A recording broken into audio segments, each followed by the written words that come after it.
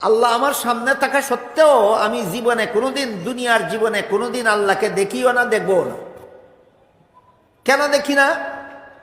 এই প্রশ্নের জবাব না জানার কারণে বর্তমান মুসলমান সমাজের অনেক শিক্ষিত পণ্ডিত নাস্তিক হয়ে যায়, মুরতাদ হয়ে যায়।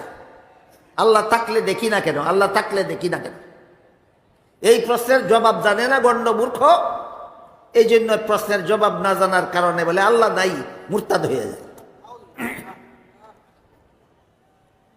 তো আল্লাহ পাক রব্বুল আলামিন সদা সর্বদা আমার সামনে আছেন, দেখি না কেন, এই প্রশ্নের মূল জবাব হলো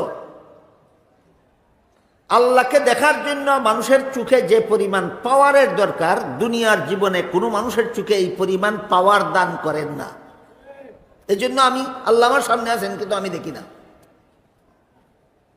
দান করেন না কেন?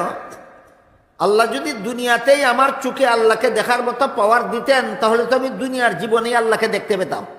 তাহলে এমন এমন অনুগ্রহটা আল্লাহ আমাকে করলেন না কেন?